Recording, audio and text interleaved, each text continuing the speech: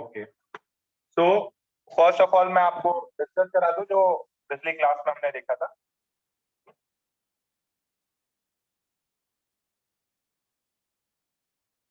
हम ये चीज देख रहे थे कि अगर एक स्ट्रिंग में दो वेव्स एक दूसरे से टकराती हैं, दैट इज सुपरपोजिशन।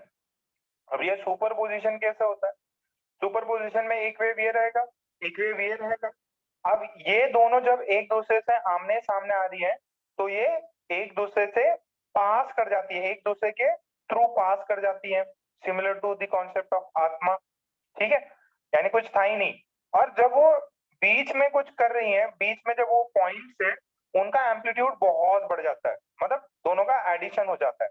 तो दिस वाज कंस्ट्रक्टिव इंटरफेरेंस। ये सुपरपोजिशन के कॉन्सेप्ट से, दो वेव्स के सुपरपोजिशन के कॉन्सेप्ट से we are getting a concept known as constructive interference. अच्छा, एक होता है डिस्ट्रक्टिव, इसमें एक ऊपर होना चाहिए, एक नीचे होना चाहिए। तो बीच में ऐसा सीन पता होगा कि एकदम सब कुछ गायब ही है, कोई वेव है ही नहीं, बट वो सिर्फ अब हमारा वहम है। थोड़ी देर बाद देखोगे कि ये जो लेफ्ट तरफ जा रहा था वो वेव लेफ्ट तरफ और ये राइट तरफ। फिर हमने ये एग्जांपल किया था, बहुत अच्छा और इजी एग्जांपल था। ये मैंने चीज बताई कि यार जो सुपरपोजिशन होता है वेव्स का, मतलब एक ही पॉइंट पे दो वेव्स या दो एसएचएम परफॉर्म हो रहे हो, तो एक तो इंटरफेरेंस ऑफ वेव होता है, एक स्टेशनरी वेव्स क्रिएट होती है जो कि आज पढ़ेंगे, एक बीट्स होता है वो साउंड वेव्स में पढ़ेंगे, ये हमने एसएचएम में पढ़ रखा। फिर रिफ्लेक्शन देखा। रिफ्लेक्शन में दो कॉन्सेप्ट है, अगर एक फिक्स सपोर्ट है और वेव जा रही है तो ये फिक्स सपोर्ट से टकराने के बाद में मेरा वेव क्या हो जाएगा, मेरा वेव उल्टा होके निकलेगा, मेरा वेव उल्टा होके रिफ्लेक्ट हो जाएगा। अगर ये बस इतना सा ही कॉन्सेप्ट याद रखना है। दूसरा हमने क्या देखा कि अगर मेरे पास में एक वेव है और यहाँ पे कोई ओपन सपोर्ट है, ओपन सपोर्ट मींस ये मूव कर सकता है। वॉल में क्या होता है, फिक्स एंड था, ये काइंड ऑफ कोटा टाइप है, ये ऊपर जा सकता है। तो ये जाएगा तो ऐसे एम्पलीट्यूड बढ़ जाता और फिर वापस जो रिफ्लेक्टेड रे है, रिफ्लेक्टेड वेव है, वो एज इट इज दिखता। अच्छा, शॉर्ट ट्रिक बता दिया था। अच्छा, एक ये दूसरा एक शॉर्ट ट्रिक क्या है, अगर बीच में आपसे एम्पलीट्यूड पूछे तो आप इमेजिन कर सकते हो कि एक वेव ऐसे जा रहा है, जब फिक्स सपोर्ट हो तो एक इन्वर्टेड वेव बनाइए, ये इमेजिनरी है, जो इन बिटवीन इन दोनों के सुपरपोजिशन से मिलेगा वही सेम यहाँ पे एम्पलीट्यूड इस एज पे डिस्प्ले होगा। यहाँ पे ये पार्ट हो गया जीरो एंड देन फिर ये रिफ्लेक्टेड है। ओपन एंड पे किया था, सेम साइड से एक वेव को मानिए, same amplitude, and you would be getting this this type of wave. फिर अगर दो वेव्स जुड़ी हुई हैं, दो रोप्स जुड़ी हुई हैं या दो स्ट्रिंग्स जुड़ी हुई हैं और उन दोनों का मीडियम यानी मटेरियल अलग है या उनकी डेंसिटी अलग है, तो क्या होता है, अगर एक वेव इंसिडेंट है तो इंटरफेस से टकराने के बाद में एक रिफ्लेक्टेड वेव मिलेगा और एक ट्रांसमिटेड। अगर लोअर मीडियम से रेरर मीडियम से डेंसर मीडियम में जाता है तो रिफ्लेक्टेड उल्टा हो जाता है और ट्रांसमिटेड एज इट इज रहता है। अगर डेंसर मीडियम से लोअर मीडियम रेरर मीडियम में जाता है तो reflected as it is same upward का अपवर्ड ही रहता है और ट्रांसमिटेड भी अपवर्ड ही रहता है। इसमें क्या होता है, इन दोनों के जब वो इंटरफेस से पास करते हैं तो फ्रीक्वेंसी सेम रहती है, वेलोसिटी और लैम्डा चेंज हो जाता है। ठीक है, फिर हमने ये चीज को किया था एंड इसमें दो रिलेशन अपन ने किए थे। एक तो कंटिन्यूटी की इक्वेशन यूज हो जाती है, कंटिन्यूअस होनी चाहिए वेव, और दूसरा पावर सेम रहता है, इंसिडेंट और रिफ्लेक्टेड और ट्रांसमिटेड में कन्वर्ट होता है। सो दो रिलेशन आए थे, एक आया था A T is two A one V one plus V two into A I, reflected का amplitude V one minus V two upon V one plus V two upon into A I. ये दो हमने last class में किया था। अच्छा, इसमें समझने वाली बात क्या है, इसको हमने V2 माना था, इसको क्या माना था, V2। तो हमारा आंसर में जो टर्म आ रहा है उसमें ऐसा कुछ पार्ट दिख रहा है। तो अभी एक बार इसको प्रॉब्लम के साथ में भी कर लेते हैं तो थोड़ा बहुत क्लैरिटी आपको और जम जाएगा। देखिए ये 2V1 है 2v1, दूसरा वाला मीडियम ये v1 प्लस v2, देखो v1 प्लस v2 सेम है, एक में माइनस होगा और अच्छा देखिए ये कभी भी नेगेटिव नहीं हो सकता, ट्रांसमिटेड वाला कभी भी एम्पलीट्यूड नेगेटिव नहीं हो सकता, ये नेगेटिव हो सकता है। AR is v1 minus v2, ठीक है, v1 minus v2 upon v1 plus v2, तो ये टर्म पॉजिटिव है, ये टर्म जो है, ये टर्म क्या है, ये पॉजिटिव भी हो सकती है, नेगेटिव भी हो सकती है। सो एक सेकेंड, इसको हम इसी इसी फॉर्मूले को थोड़ा सा और डिफरेंट कर लेते हैं। क्या हुआ,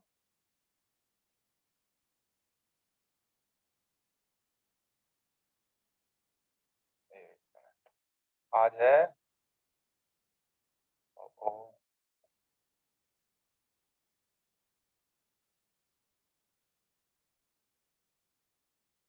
देखिए हमने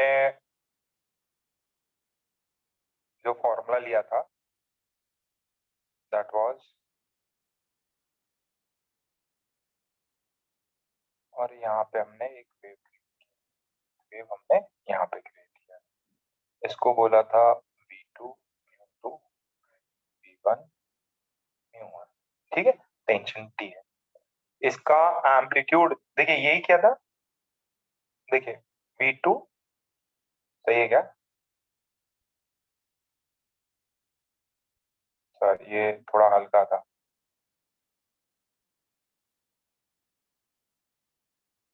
ये क्या, ये वाला ये था, देखिए v2 म्यू2 v1 और यहाँ म्यू1, तो हमें ये फॉर्मूला आया है,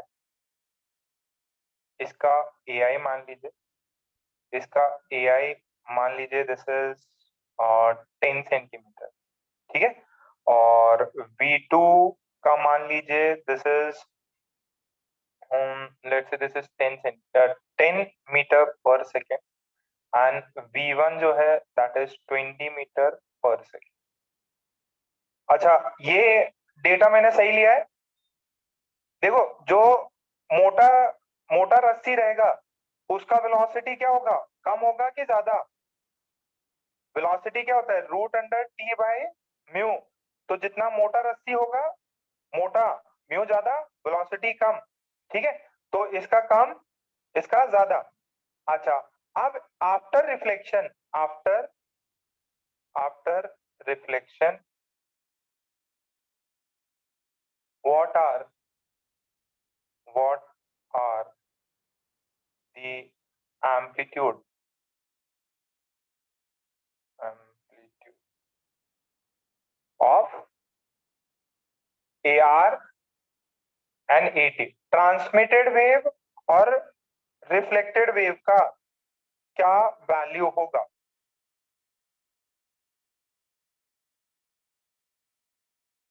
AR कितना होगा और AT कितना होगा, AI 10 सेंटीमीटर दिया है,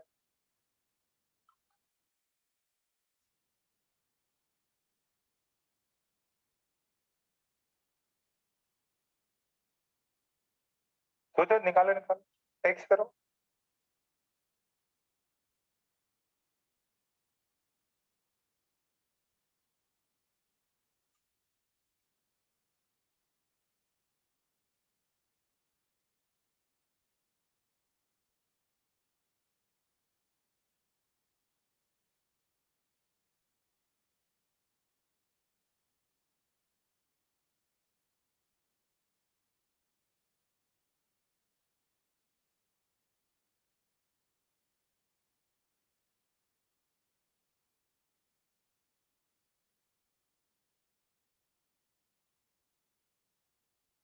आए क्या,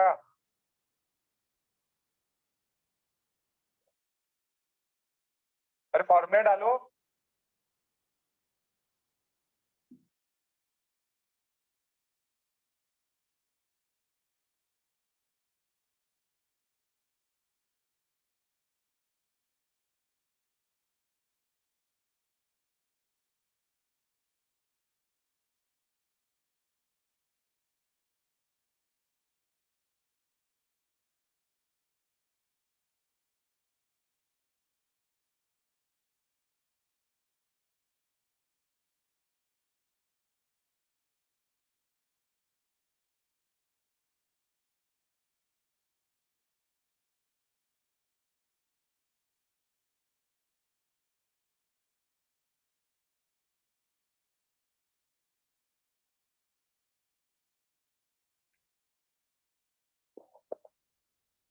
यार फॉर्मूला कौन बताएगा?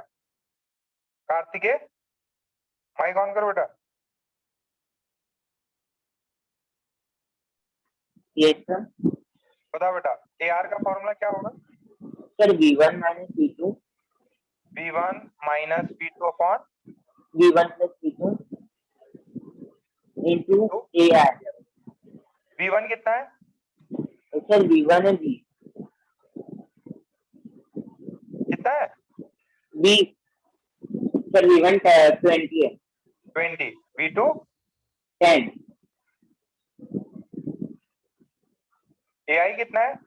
Sir 10 centimetre. 10 सेंटीमीटर। तो टोटल कितना हो गया ये? सर 10/3 10/2। 3 sir 10/3 10/3, very good. तो ये 3.33 सेंटीमीटर, और ये कितना हो जाएगा? This would B 2। इसका फॉर्मूला क्या है? Sir 2 into V1 upon V1 plus V2 into AR। AI 2 times VI की वैल्यू कितनी है? सर 20 और ये कितना होगा? 30 30 इंटू 10 कितना हो गया? सर 40/3 40/3 कितना होता है? 40/3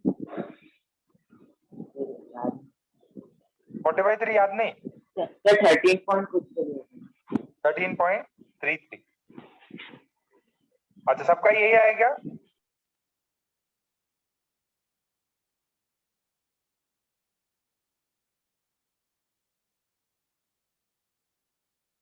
सबका आया क्या? ओके। अब देखिए, दोनों ही पॉजिटिव है। ट्रांसमिटेड ट्रांसमिटेड का एम्पलीट्यूड बहुत बढ़ गया, ठीक है, रिफ्लेक्टेड का कम हो गया। तो जो 10 आया वो जब जाएगा तो ये वाला पार्ट जो है इसका रिवर्ट बैक कर रहा है, एंड ये ऐसा, ये ट्रांसमिटेड है, ये रिफ्लेक्टेड है। इसका एम्पलीट्यूड रिफ्लेक्टेड वाले का ये है 3.3, और ये ट्रांसमिटेड का है 13.33। कितना है? 13.33। ठीक है। अच्छा, फॉर्मूले में तो किसी को कंफ्यूजन नहीं? जिसमें जा रहा है ये ट्रांसमिटेड, ये रिफ्लेक्टेड, और इसी में इंसिडेंट भी था, ठीक है। तो इस फॉर्मूले को हम ऐसे भी लिखते हैं। मान लीजिए कहीं से इंसिडेंट हुआ और यहां जाके रिफ्लेक्शन होगा, तो यहाँ पे तो ट्रांसमिटेड हो गया और यहाँ इंसिडेंट था। तो this can be written as velocity of the transmitted medium, velocity of incident medium upon velocity of transmitted plus velocity of incident into AI। और इसी को ये भी लिख सकते हैं, दिस इज क्या था? 2v1, तो this is 2 times velocity of transmitted. क्या इस फॉर्मूले में ज्यादा तकलीफ हुई? सर v1 v2, देखो v1 v2 थोड़ा बहुत चेंज हो सकता है, बट आपको अगर ये फॉर्मूला पता है कि यार पहले तो जो ट्रांसमिटेड है उसमें देखना है मेरे को। चलो एक ये करके दिखाओ। ये ऐसा एक वेव है, एक मोटा जाड़ा वेव इधर लगा हुआ है, ऐसा है। यहाँ पे ये है, let's say this is this is 6 centimetre, this is 2 centimetre पर सेकेंड स्पीड है ना? और इसका एम्पलीट्यूड जो है that is AI is 10 centimetre. ये इधर जा रहा है, ठीक है, ये इधर जा रहा है। This is travelling to the right. Find find AT and AR, find AT and AR। निकालो जरा। इफ इंसिडेंट वाले का एम्पलीट्यूड कितना है? 10 सेंटीमीटर।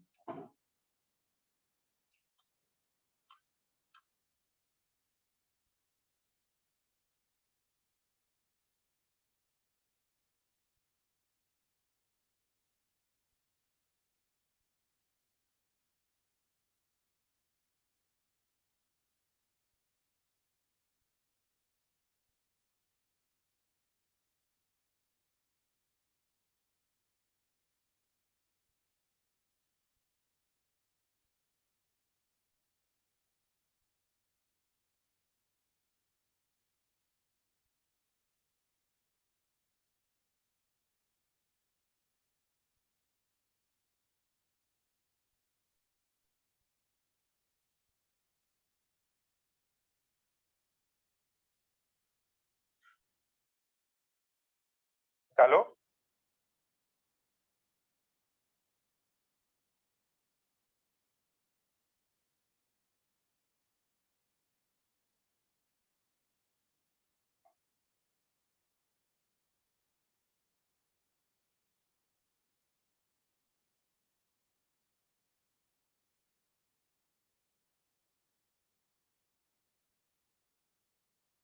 आया क्या सभी का?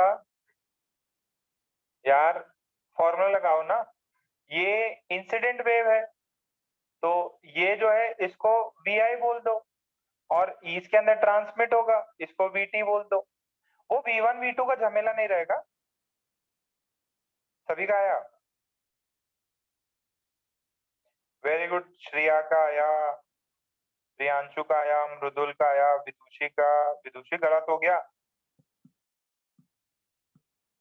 प्रियंका, नहीं नहीं, प्रियंका बोल रहा हूँ प्रियांशु।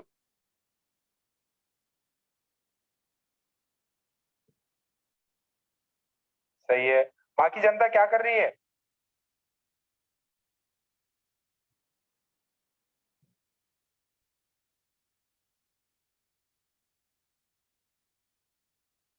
अरे ज्यादा गड़बड़ हो रही है।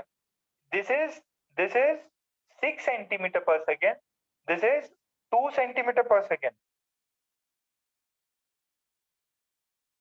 ये 2 सेंटीमीटर है। दिस इज 2 सेंटीमीटर पर सेकेंड।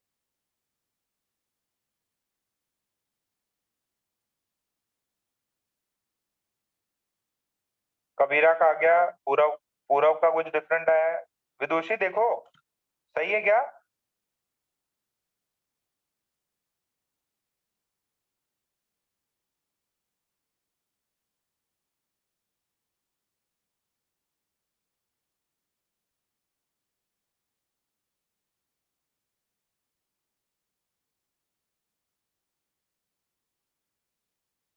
फॉर्मूला बताओ विदुषी, फॉर्मूला बताओ बेटा।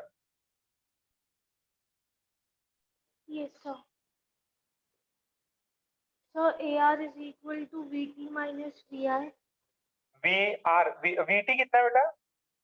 2 centimeter per 2 second. माइनस कितना करेंगे? 6. 6 अपॉन नीचे कितना होगा? 2 plus 6. 2 प्लस 6। ए आई कितना बेटा? 10. 10 है। Very good. तो ये कितना हो जाएगा? 2 माइनस Minus 4. -4 नीचे 8, ये 10 हो गया 5। ये माइनस का मतलब क्या बेटा? So वो पीछे मूव कर रहा है, हाँ पीछे जा रहा है। हाँ, इन्वर्टेड हो गया। The reflected wave is inverted. जो वेव रिफ्लेक्ट किया वो कैसा हो गया बेटा? इन्वर्टेड हो गया। वो नीचे जैसे इसे रिफ्लेक्ट करेगा फिर वो इन्वर्ट हो जाएगा। फिर ये हो गया। फिर एटी का फॉर्मूला कितना है बेटा? So 2 VI. 2 वी आई, हाँ, नहीं means 2 we T. 2 VT upon V1 plus V2 हाँ into AI. ट्रांसमिटेड है 2, ये है 8, ये है 10, ये 5। तो ये चीज बनी आपका कि जो आफ्टर रिफ्लेक्शन, एक ये ऐसा, ये मोटे वाले में ऐसा,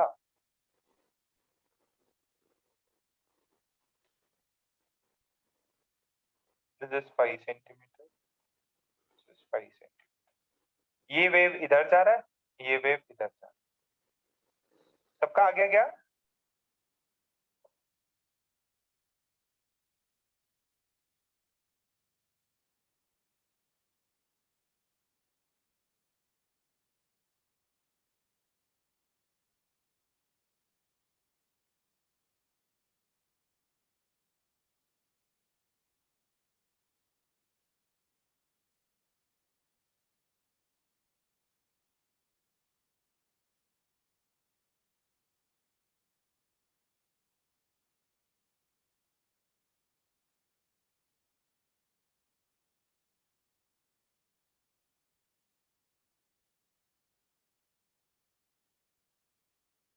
ये छापा सबने? ओके, लो भाई बेटा का।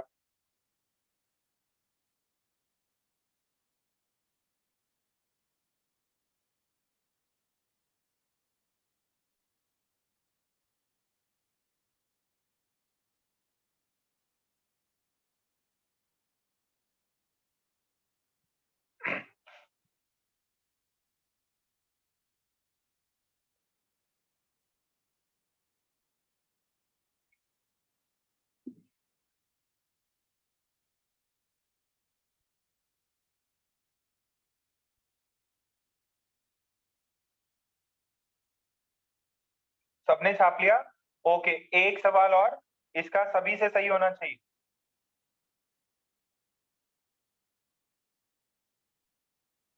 ये अभी मैंने क्या किया है, आपको पिक्चर फॉर्म में दिया है। आपको क्वेश्चन एग्जाम में या जो बुक्स में है वो कैसे रहेगा, वो आपको वर्ड के फॉर्म में देगा कि एक वेव है, दो डिफरेंट रोप्स हैं, उनके बीच में इंटरफेस है, इसका एक का इतना है, इसका वेलोसिटी इतना है, इसका इतना है, या टेंशन दे सकता है। आपको क्या दे सकता है, अभी मान लीजिए ये दिस इज 10 सेंटीमीटर ही, ठीक है। इफ इसका म्यू जो है दैट इज, इसका म्यू कितना माने, इसका म्यू 4 kg पर मीटर, ठीक है, और इसका म्यू 2 kg पर मीटर, सॉरी 1 kg पर मीटर, इसका म्यू 1 kg पर metre. if tension in the string is 100 Newton, find the amplitude of reflected and transmitted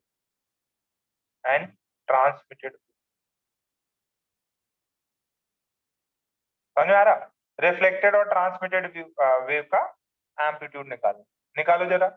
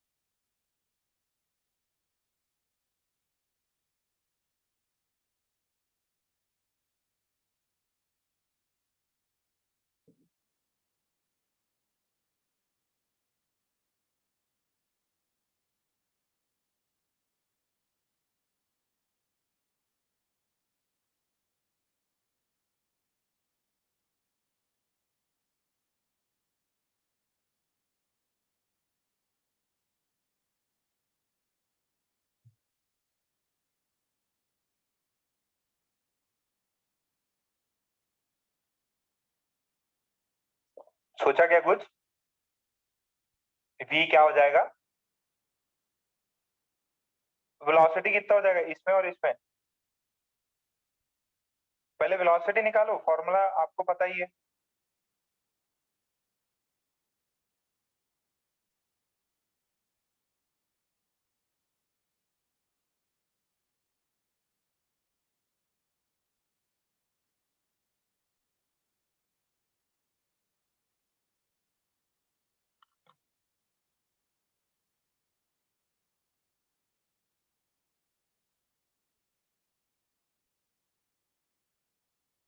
वही वाला आंसर आ गया क्या?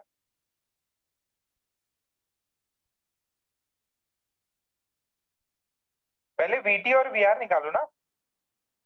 ये स्ट्रिंग 1 है, स्ट्रिंग 1, और ये स्ट्रिंग 2।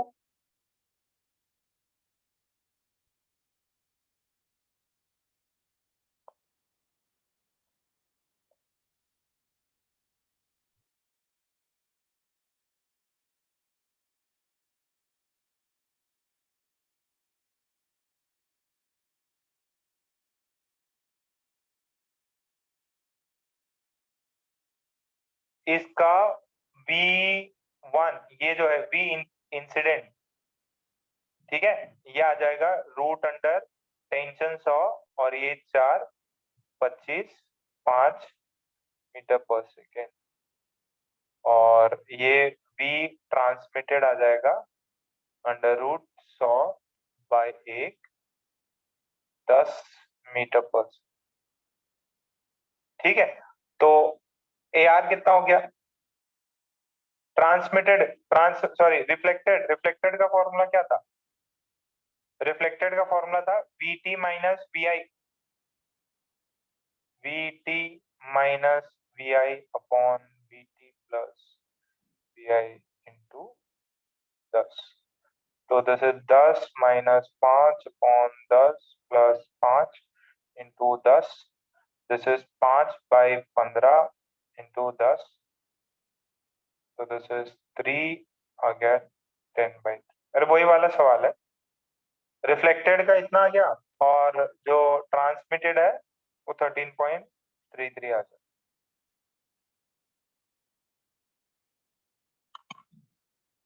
आएगा ये?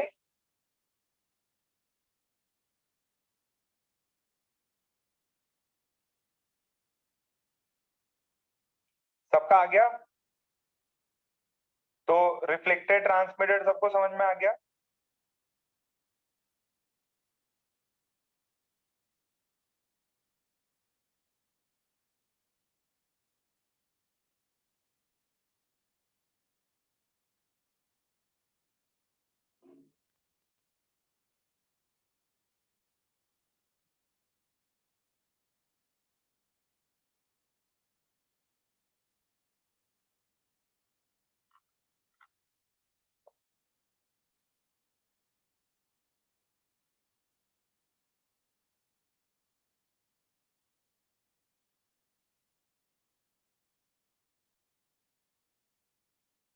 ठीक है, अच्छा एक है ना, ये जो हमने ये वाला किया था, दिस इज वॉल, ठीक है, वॉल या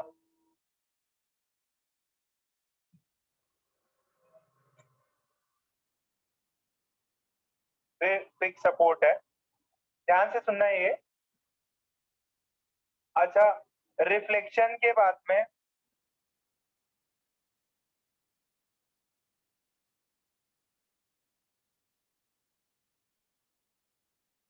ये इंसिडेंट है, इसका स्पीड v1 है, ठीक है। रिफ्लेक्शन के बाद में यहाँ पे क्या हो जाएगा? आफ्टर रिफ्लेक्शन ये फिक्स सपोर्ट है, ये म्यू2 है, ये इन्वर्टेड आ जाता है। अच्छा, मैं इसमें एक चीज यूज कर सकता कि density of wall is very high. तो जो म्यू2 होगा इस केस में, mu two that would be much much greater than mu one. अच्छा, म्यू2 बहुत बड़ा होगा तो ये जो 1 है v1 वो यहाँ पे बहुत ज्यादा होगा v2 से, या v incident would be much much greater then vt। ठीक है, तो अपना फॉर्मूला क्या था रिफ्लेक्टेड का फॉर्मूला था vt minus vi upon vt plus vi, ये था कि नहीं? अच्छा, अब मेरे को पता है कि vi बहुत बहुत बड़ा है, तो vi और vt में ऐड करोगे तो इसको अप्रोक्सीमेटली मैं माइनस vi लिख सकता हूँ। ऐड करो सब्ट्रैक्ट करो कुछ फर्क ही नहीं पड़ता, तो ये vi और ये i, तो जो रिफ्लेक्टेड है वो कितना हो रहा? माइनस। कितनों को ये फील आया? कितने लोग ये समझ पा रहे हैं कि रिफ्लेक्शन के बाद में जो ट्रांसमिटेड तो कुछ होगा नहीं, इसमें ट्रांसमिटेड कुछ नहीं होगा, सिर्फ और सिर्फ रिफ्लेक्टेड हो जाएगा। और वो ऐसे ही किया था कि मैंने ऐसे बताया था आपको, इसका एम्पलीट्यूड सेम होता है बट इन्वर्टेड हो जाता है। ये फील आ रहा?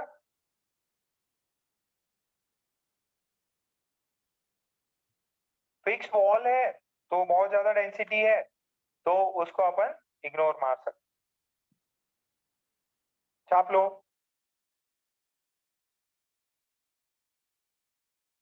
ये फॉर्मूले से प्रूव हो जाता।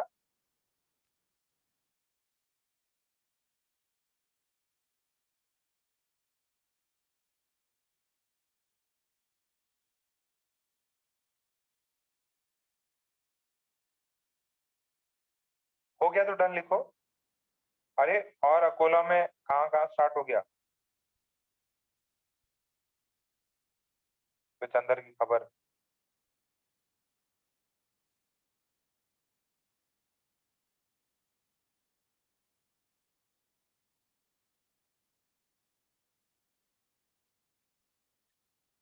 कल तो इंडिया में भयंकर वैक्सीनेशन हुआ है, 80 लाख।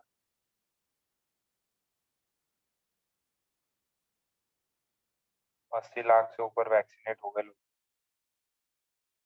आपके मम्मी पेरेंट्स सब हो गए ना अभी लगभग लगभग?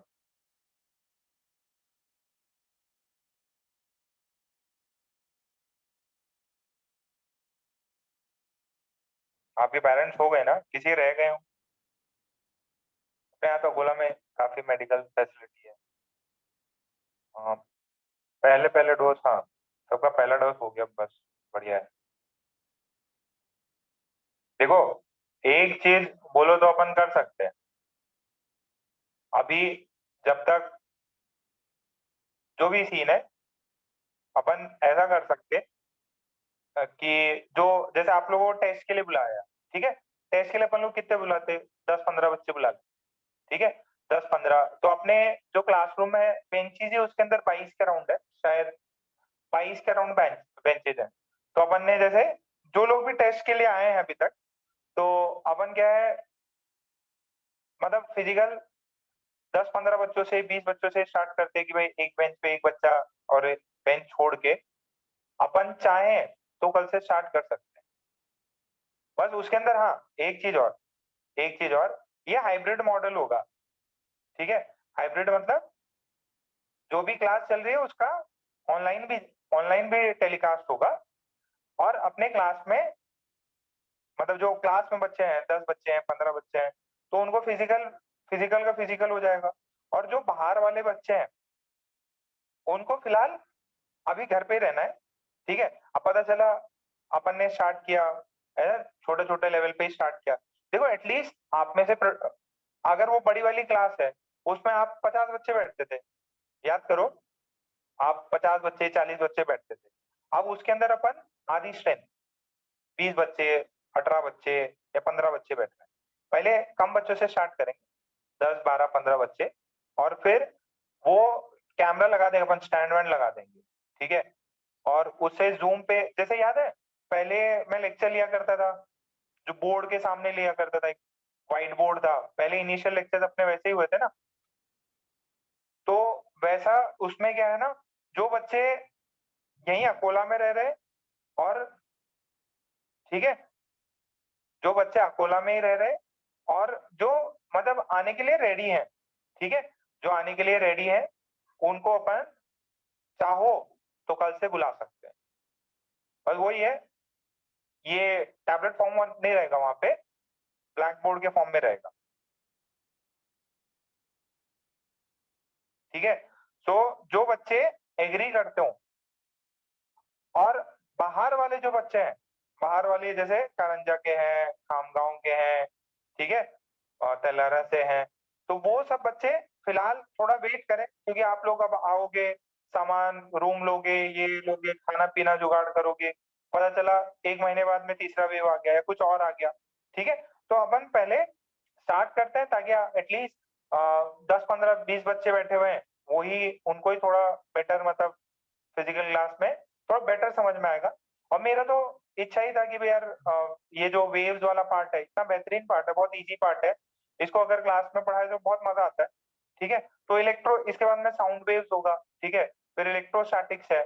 तो इलेक्ट्रोस्टैटिक्स मतलब आपका पूरा 12 बाकी है। इलेक्ट्रोस्टैटिक्स जो है, इलेक्ट्रोस्टैटिक्स है, उसमें कैपेसिटर्स है, मैग्नेटिज्म है, करंट, इलेक्ट्रिसिटी है, तो वो 12 का मेजर पार्ट है, ठीक है। वो भी मतलब 20-25% का वेटेज कैरी करता है। फिर मॉडर्न फिजिक्स है, मतलब मान लो 30% के अराउंड स्कोर के वाइज है ना, ड्यूरेशन कम लगता है, बट इनका वेटेज बहुत है, मतलब मान लो 30-35% बाकी है, 30-35% वेटेज के हिसाब से। फिर जो कम्युनिकेशन है उससे सवाल एक बनते ही है, तो अपना ट्राई रहेगा फिजिकल हो जाए, ठीक है। कितने लोग एग्री करते हैं तो व्हाट्सएप करें, जिनका मैसेज आएगा उन्हीं को बुलाऊंगा, हर किसी को नहीं बुलाऊंगा।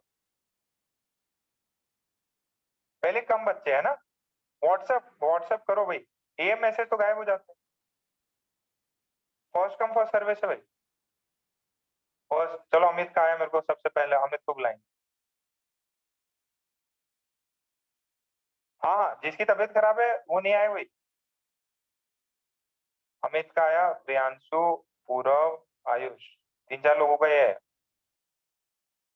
नमन, ध्रुवी। अच्छा नए वाले पे करना है यार, नए वाले नंबर पे मैसेज करो।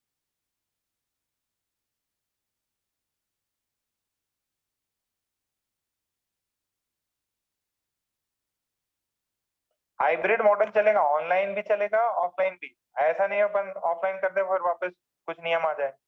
तो ये लिंक भी नहीं छोड़ना, वो भी नहीं छोड़ना।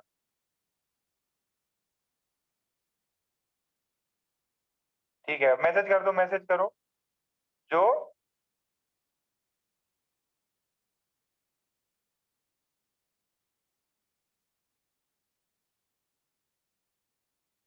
ठीक है, फिर जिन भी एक गूगल डॉक्यूमेंट्स भी शेयर कर दूंगा मैं।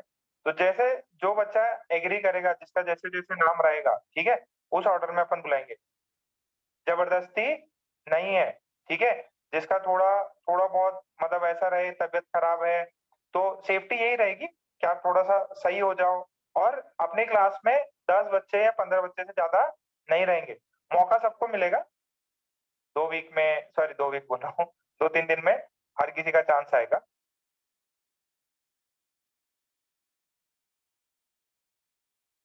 ठीक है, ओके, व्हाट्सएप पे कर देना, व्हाट्सएप पे कर देना।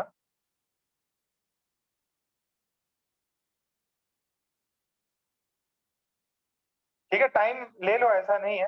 मैं तो ये सोच रहा था कि यार कर सकते हैं अपन 10-15 बच्चे के साथ में। जैसे पहले मैं उसमें पढ़ाता था ना, बोर्ड पे पढ़ाता था, हम दोनों ही बोर्ड पे पढ़ाते थे। तो ये वही वाला बोर्ड पे चले और कैमरे से रिकॉर्डिंग होती रहे।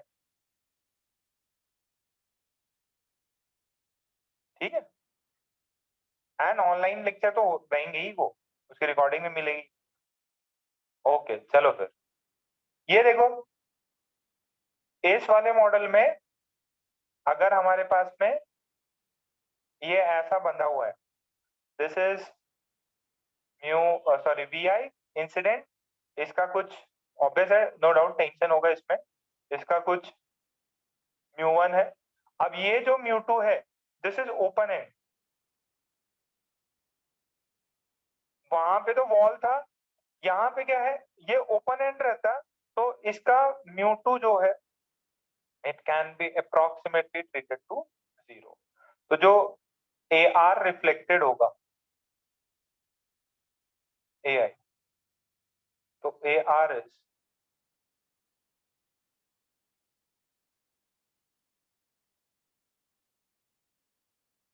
तो इसका जो वेलोसिटी है वो कितना हो जाएगा? अरे कुछ गड़बड़ तो नहीं करी? इसका V2 जो है, या V transmitted, that would be much much greater then कितना, V इंसिडेंट। ठीक है, तो इसको VT, ये भी VT रहेगा, ये AI हो जाएगा।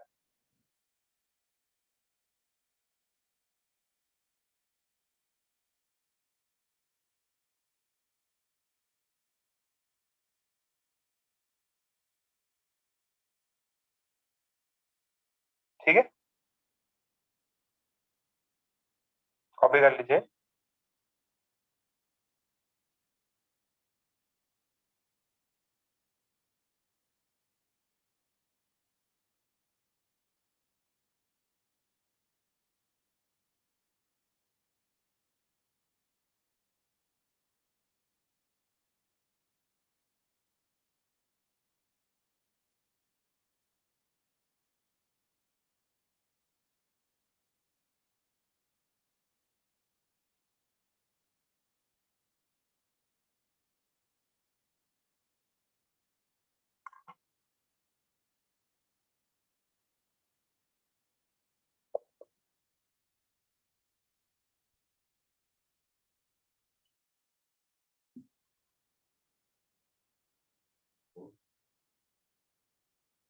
हुआ यहाँ तक? ओके, सो ये अपना इंटरफेरेंस वाला पार्ट हो गया। नेक्स्ट हेडिंग डालिए,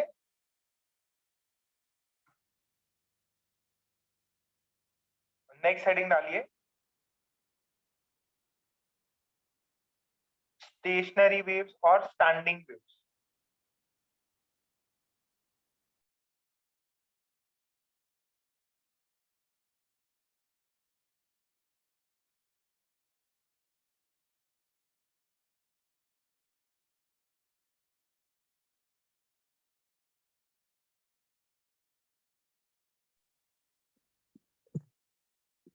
ओके, नेक्स्ट हेडिंग डालिए, स्टैंडिंग वेव्स, स्टैंडिंग वेव्स और स्टेशनरी वेव्स। ये सब क्या था बेटा, जो अभी तक जो हमने किया, प्रोग्रेसिव वेव। नेक्स्ट है स्टैंडिंग वेव्स और स्टेशनरी वेव्स। हेडिंग डालिए, स्टेशनरी वेव्स।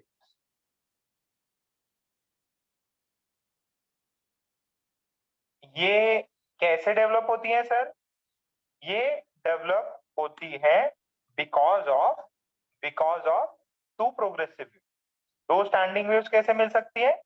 ये जब दो वेव सुपर इम्पोज करती हैं, दो प्रोग्रेसिव वेव जब सुपर इम्पोज करती हैं, then we get stationary waves और स्टैंडिंग वेव्स।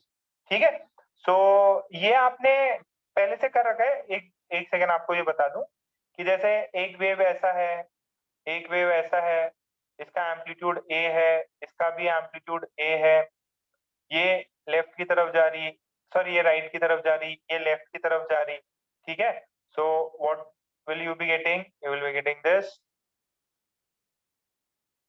is 2a। ठीक है, so this is y net is equals to y1 plus y2। ठीक है, ये याद है क्या आपको? ये सुपर इम्पोजिशन होता है, इसको बोलते हैं कंस्ट्रक्टिव इंटरफेरेंस।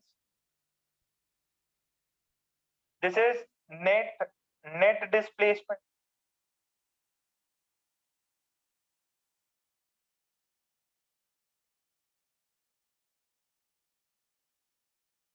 अच्छा, अब ध्यान से सुनो, एक याद है, दो, ये देखो, ये भी एक काइंड ऑफ एक पार्टिकल जो है वो इसके वजह से एसएचएम करेगा, एक इसके वजह से एसएचएम करेगा। ये इक्वेशन तो आपको याद है ना, ए साइन ओमेगा टी। फिर अपन क्या करते थे, ये टी को लिखते थे टी माइनस, ये देखिए ये एसएचएम की इक्वेशन थी, और प्रोग्रेसिव वेव की इक्वेशन क्या हो गई थी, A sine omega t minus x by v थी। This was progressive wave. अच्छा, डिफरेंस क्या हुआ, एक ऐसे पार्टिकल क्या परफॉर्म करता है, वेव में हर एक पार्टिकल एसएचएम परफॉर्म करता है। ठीक है, वेव में हर एक पार्टिकल क्या करता है, एसएचएम परफॉर्म करता है। In a wave a particle performs SHM। ठीक है, अच्छा, एक ही पार्टिकल को दो वेव्स दें, अगर एक, देखो कॉन्सेप्ट समझ लेना, एक पार्टिकल को दो वेव्स दें,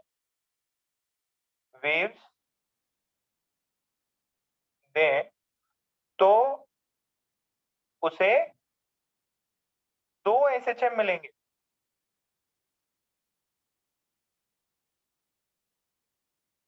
अच्छा, ये आपको पता ही है, उसमें क्या होगा, then there would be superposition of the two individual SHM, then there would be superposition or combination of two SHM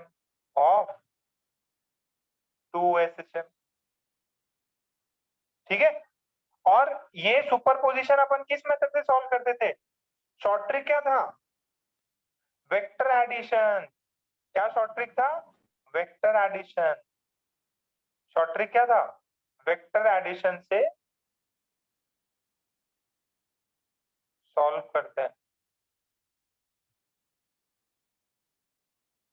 कैसे सॉल्व करते हैं? वेक्टर एडिशन से सॉल्व करते हैं। एम्पलीट्यूड निकाला था root under a1 square plus a2 square plus 2a1 a2 cos theta. अब इसमें क्या है सर, ये 2a कब आया? ये 2a तब आया जब इनके बीच में फेज डिफरेंस 0 है। जब एक दूसरे में ओवरलैप कर जाते हैं तो फेज डिफरेंस 0 आ जाता है। फेज डिफरेंस 0 आ जाता है, इसकी वजह से नेट एम्पलीट्यूड सिंपली एडिशन हो जाता है। अरे ये तो याद है ना?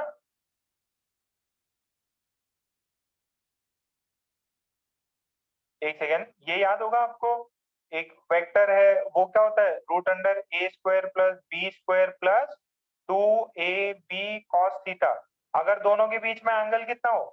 फेज डिफरेंस 0, तो ये term 0, sorry sorry sorry sorry, phase difference 0 तो cos थीटा की वैल्यू 1 और आंसर कितना आ जाता है? a प्लस का होल स्क्वायर, ये root under a plus b if theta is 0। तो वही केस हुआ है, इसका एम्पलीट्यूड है, इसका भी एम्पलीट्यूड है, resultant 2a amplitude, resultant 2a amplitude. समझ में आया क्या?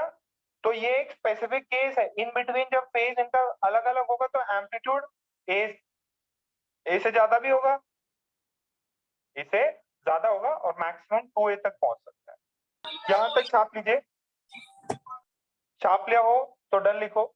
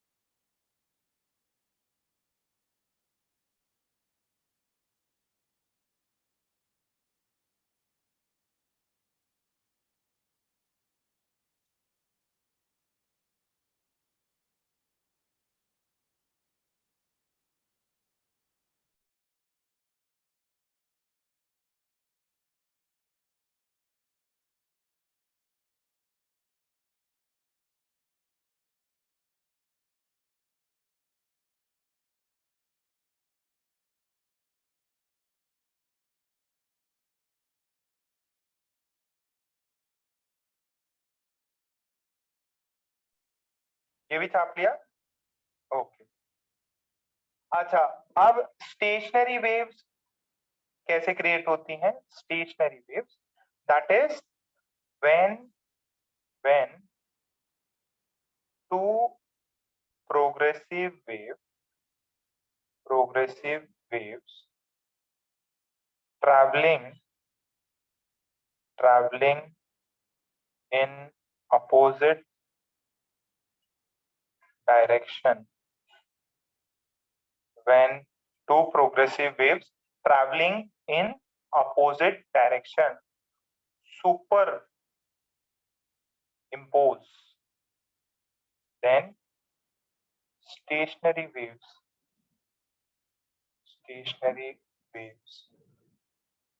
are formed। देखिए स्टेशनरी वेव्स,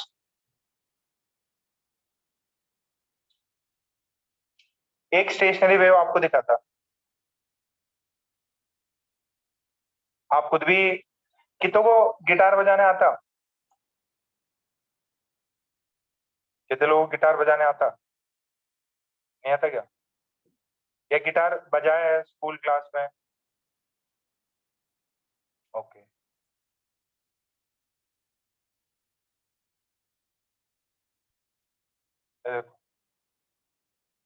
दिख रहा है क्या कुछ?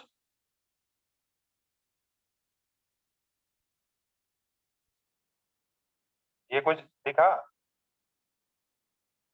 देखो, इसको मैं प्लग करूं, ठीक है, तो कुछ आवाज आ रही है?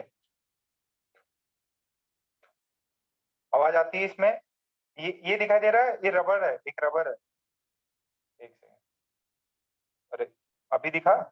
एक रबर है ये, इसको प्लग करें, देखो प्लग किया तो कुछ दिखाई दिया क्या? वेव टाइप कुछ समय रहता ही है। गिटार में भी तो ऐसे ही बजाते हैं। तो ये जो है, ये क्या है? ऐसे होती है स्टेशनरी। ऐसे क्या होती है? Stationary wave. ये अगर देखो तो ये बहुत ऊपर तक जाता है, फिर over the period of time ये डाइवर्ट कर जाता है। ठीक है, so these are stationary waves. अब मैं इसका बेसिकली, ये बनती कैसी है?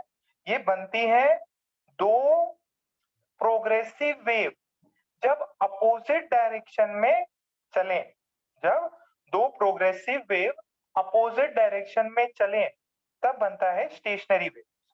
अच्छा, इसका बेस्ट बनाने का तरीका, अगेन आई वुड रेफर, वही क्रॉस फिट का कोई वीडियो देखिए।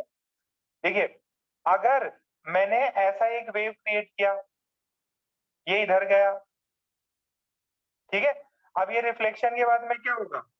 ये रिफ्लेक्शन के बाद में ऐसा आएगा। मैंने एक वेव ऐसा सेंड किया, ये वॉल है, वॉल से रिफ्लेक्शन होने के बाद में ये ऐसा आएगा। सब लोग एग्री करते हैं मेरे साथ में?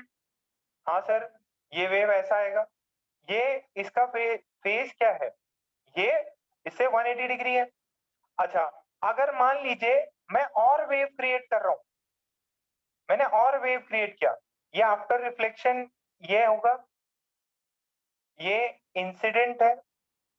अगर अगर मैं वापस से ये वेव्स क्रिएट करते जा रहा हूं, देखिए मैंने ये वेव क्रिएट किया, इसका जो फेज होगा, जो एम्पलीट्यूड होगा, सेम रिफ्लेक्शन के बाद में मेरे को सेम चीज मिलेगी, ऐसा बस इन्वर्टेड।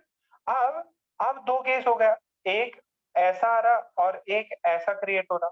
तो ये तो सिर्फ और सिर्फ मैंने क्या बताया आपको? एक पल्स बताया। मैंने क्या बताया आपको? पल्स बताया। ये पल्स मतलब एक वेव का एक छोटा हिस्सा। अगर आप वेव को देखो तो वो जो वेव है वो ऐसे ऐसे, जैसे अभी इसका प्लकिंग का आपने देखा हो ना, तो ये वेव क्या होती है? ऐसे अप एंड डाउन करती है, कभी ये ऊपर जाएगा, कभी ये नीचे जाएगा। ऐसे ये देखो, ये बंदा है, ये अगर इसको ऐसे किए हुए ना, तो ये देखो, ये ऐसा होता, ये ऊपर जाएगा, थोड़ी देर में ये नीचे जाएगा, ऐसा वेव क्रिएट होता। ऐसा वेव क्रॉसफिट में, वीडियो भेजा गया क्रॉसफिट का आपको? एक नहीं, एक सेकेंड, भेजा था यार, एक क्रॉसफिट का वीडियो भेजा हुआ मैंने, कुछ 5-10 सेकंड का। तो उसके अंदर उसके अंदर ये जो स्टैंडिंग वेव्स क्रिएट हुई है या स्टेशनरी वेव्स, ये कैसी होती है? देखो, एक वेव नीचे की तरफ है, एक वेव ऐसा है, ऐसा ये वेव पैटर्न है, ये दिख रहा। अब क्या होगा? अब क्या होगा? थोड़े समय में ये ऊपर जाएगा और ये कटोरा ऐसे हो जाएगा, देखो ऐसे, ये ऊपर है, ये फ्लैट होगा, फिर ये ऐसा नीचे की तरफ कटोरा होगा, ये ऐसा। ये वेव ऐसा भी पैटर्न है, थोड़ी देर में ऐसा हो जाएगा। ये अप एंड डाउन करेगा, अप एंड डाउन, जैसे वेव ये क्रिएट होती है ना, ऐसा वेव, ये वेव पैटर्न क्रिएट हुआ, ठीक है, तो ये ऊपर है, ये ऐसे, फिर ये नीचे जाएगा, ऐसा इन्वर्टेड हो जाएगा। ठीक है, तो ये जिम वाले वीडियोस में आप देखोगे तो ऐसे ऐसे बार बार करोगे, ठीक है, वेव्स क्रिएट करने के लिए आप बार बार क्रिएट करोगे। तो ये जो है, आपको जो डायग्राम देखो, डायग्राम देखो, उसके अंदर वो जब रिफ्लेक्शन के बाद में आपको एक स्टेशनरी वेव्स का पैटर्न दिखेगा। एक ही वेव कभी ऊपर फिर नीचे भी जा रहा है, तो अप एंड हो रहा है, फिर डाउन होगा। क्लासरूम होता है तो अपन रस्सी से करते भी है, ठीक है, जब भी अभी 1-2 दिन में जब भी स्टार्ट हो रहा है तो वी विल डू रस्सी लेके क्लास में करेंगे, ठीक है। तो अगर नहीं किया तो प्लीज यार, कोई दिक्कत नहीं है आपको, अगर नहीं पूरा क्लियर हो पा रहा, अपन ट्राई करेंगे, या वीडियोस देखिए, आपको समझ में आएगा। तो यही स्टेशनरी वेव्स होती हैं। अच्छा, इसका मैं पल्स के फॉर्म में आपको इक्वेशन देना सिखा देता हूँ। जैसे ये ग्राफ आप बनाएंगे, ठीक है, ये टाइम है, पहले एक बार देख लो, पहले एक बार आराम से देख लो, ये टाइम है, ये एक y1 वेव है a sin ओमेगा t। अरे इसमें तो कुछ भी नहीं किया मैंने।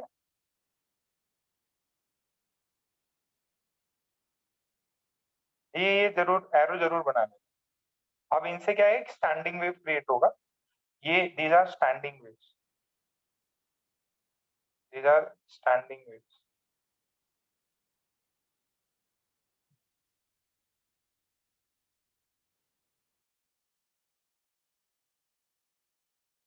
ठीक है, यहां तक हुआ। अच्छा इसको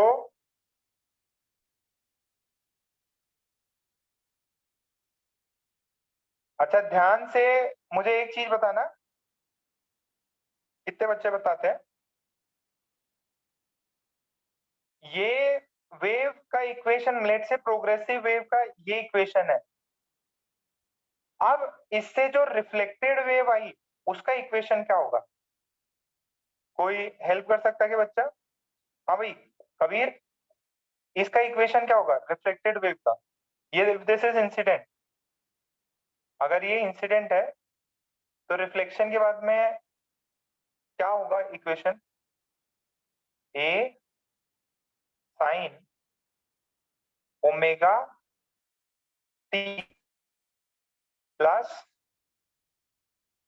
के एक्स। इतना ही होगा क्या?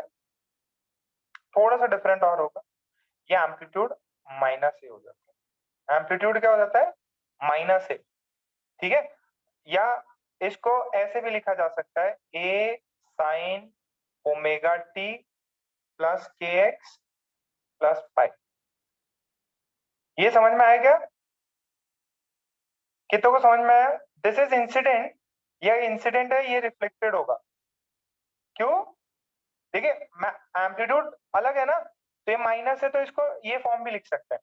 अच्छा ये वालों इधर क्या है, साइन दोनों के डिफरेंट है, यहाँ दोनों के साइन सेम है।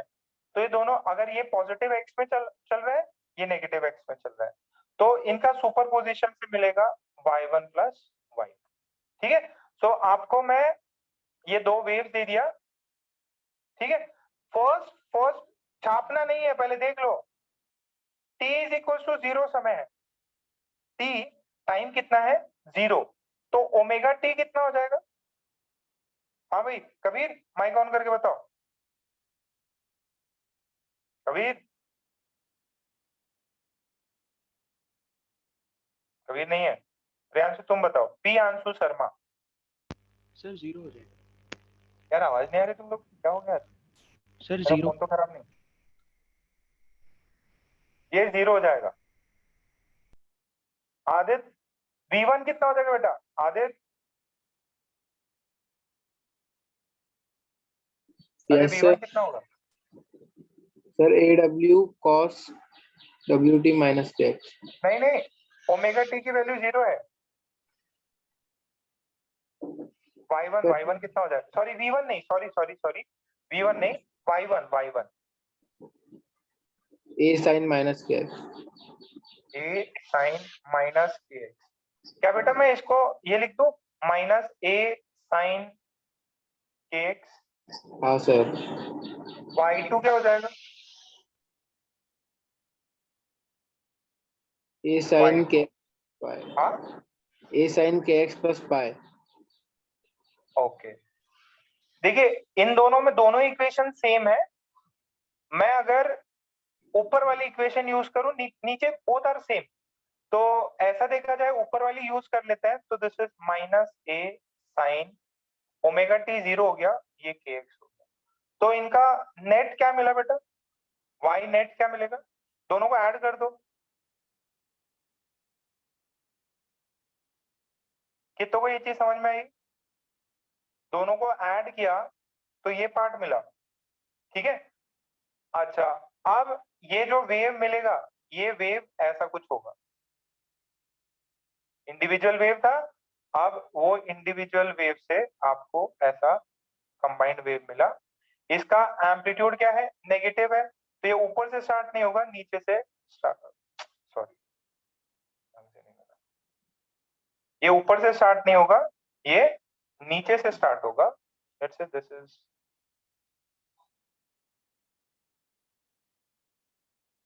ठीक है, दिस इज 2a, ये कितना है 2a। कितने को समझ में आई है? ये एम्पलीट्यूड इसका 2a है और ये क्योंकि नेगेटिव साइन है तो नीचे से स्टार्ट होगा।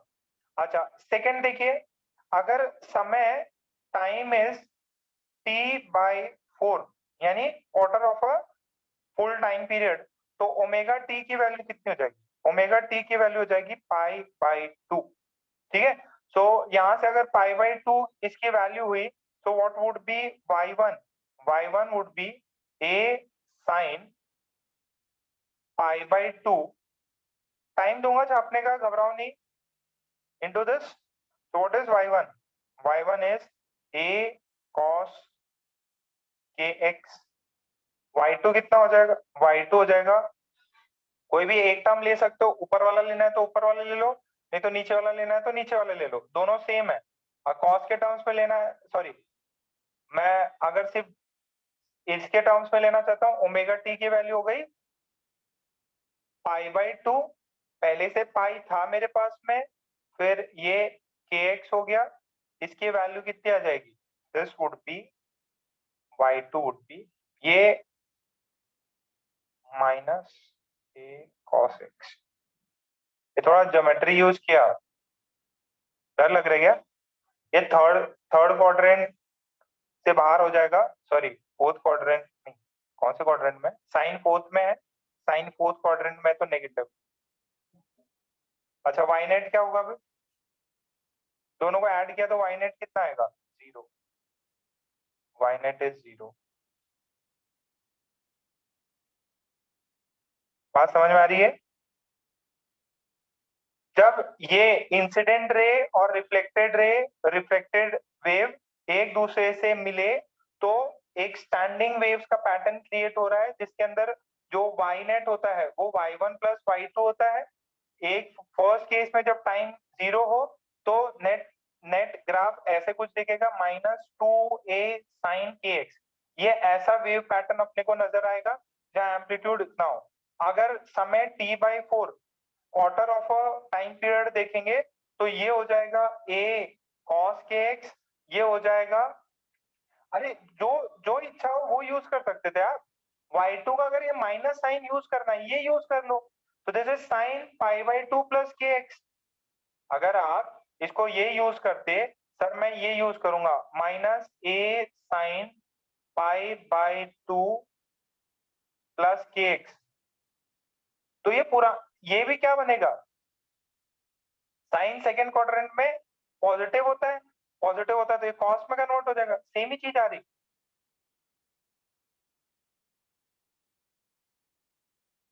आया समझ में?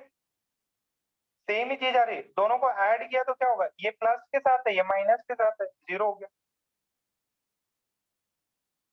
अब इसको छाप लें, छापते से डन लिखें।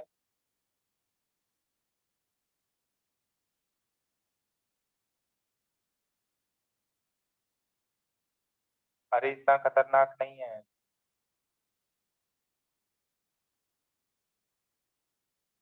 अगर छाप लें तो डन लिखें।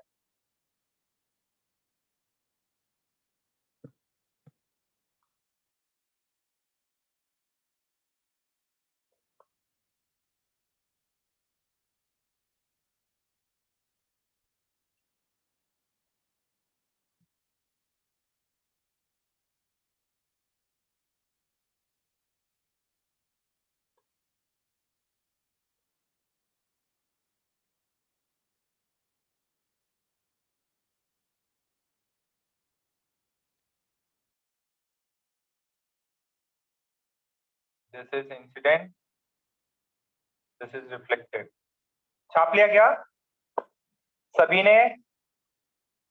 ये बेसिक ट्रिग्नोमेट्री है, साइन से कॉस में किया, कॉस से साइन में आपको आना चाहिए। सबने छाप लिया? ये डायग्राम जरूरी है, आप चाहो तो अलग अलग एक ही पेज पे ये सब कुछ लिखते जाओ, y1 y2, और मतलब एक मतलब लाइन टू लाइन नीचे की तरफ भी लिख सकते हैं, अगर चार्ट बन नहीं रहा आपसे कोई दिक्कत नहीं, चार्ट नहीं बन रहा है तो।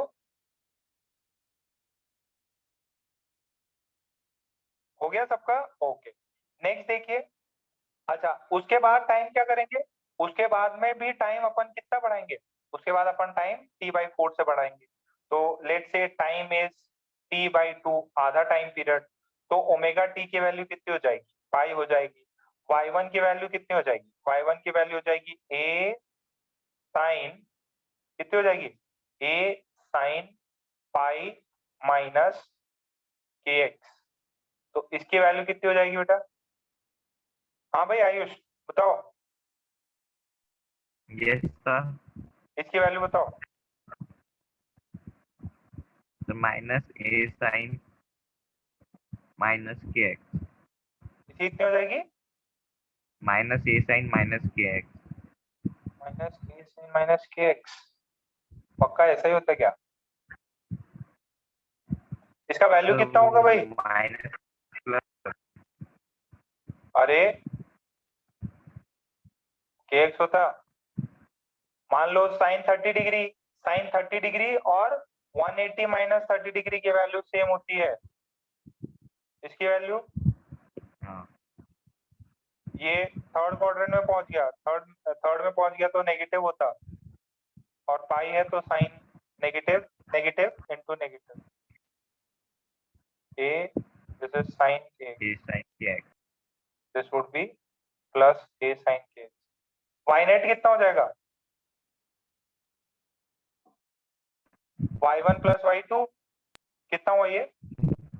2a sin kx. ए साइन के एक्स। तो जो इसका ग्राफ आएगा वो कैसा आएगा? इसका ग्राफ जो है वो ऐसा है।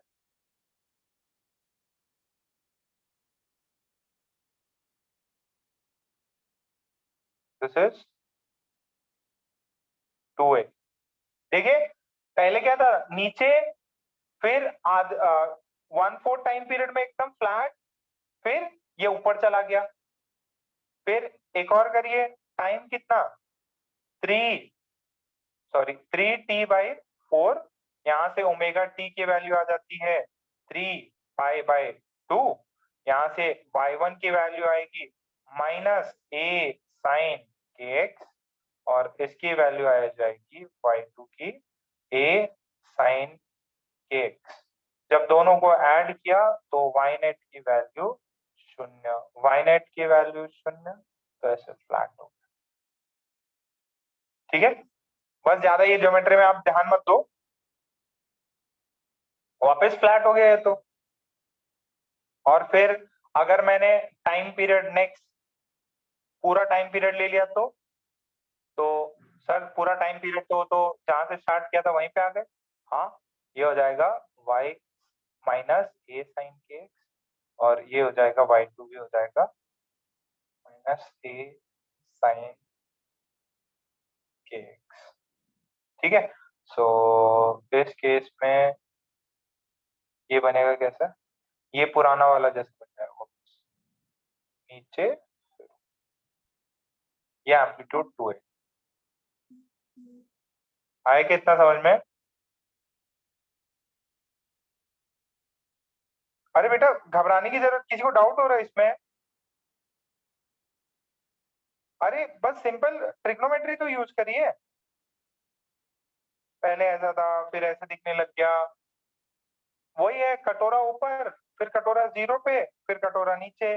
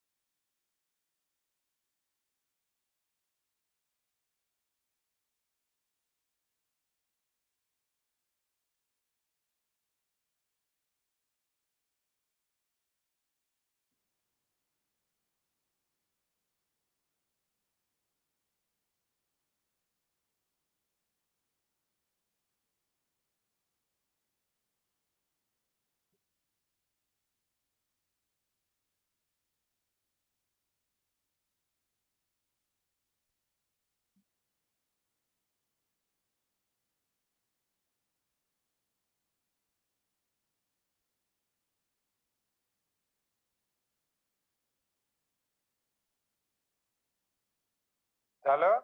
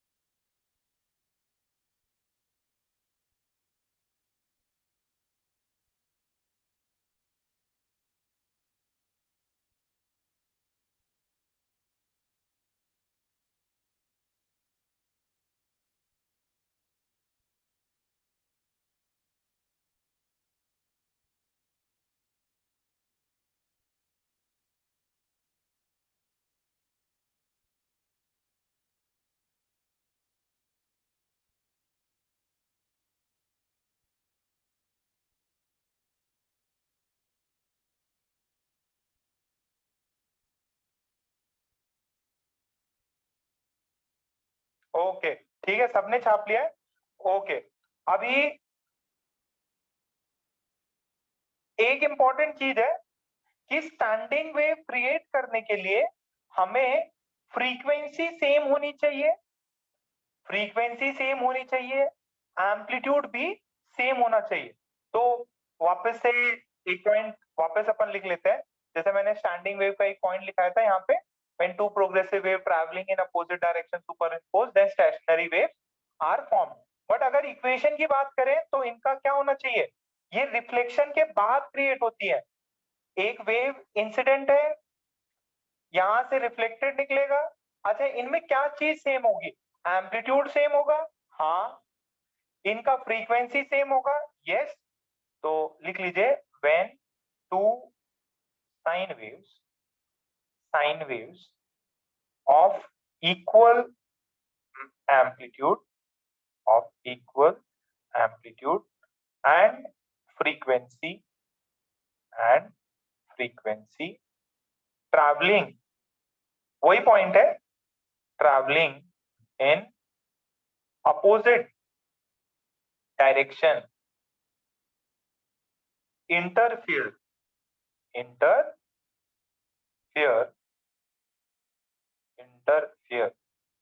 then standing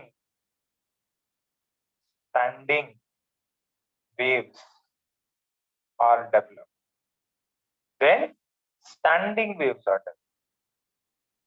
क्या डेवलप होता है, तब स्टैंडिंग वेव्स डेवलप होता है।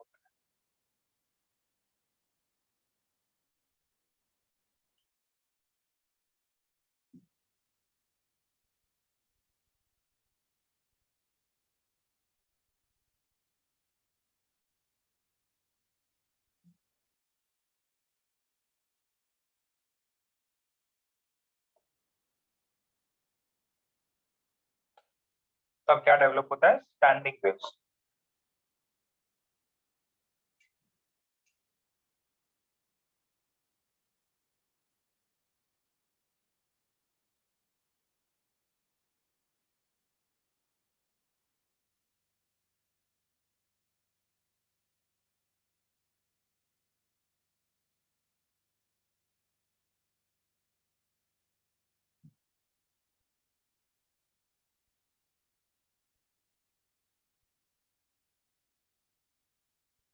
हुआ क्या इतना सभी से?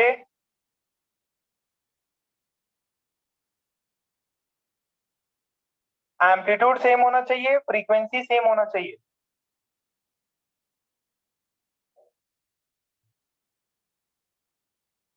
अब बहुत बड़ी इक्वेशन, बहुत बेहतरीन इक्वेशन आने वाली है, जो कि अपने एक दो लेक्चर लगेंगे। बहुत इजी पार्ट है, इतना मुश्किल नहीं है। देखो, मैंने आपको है ना दो वेव्स दिया है, एनालिटिकल मेथड।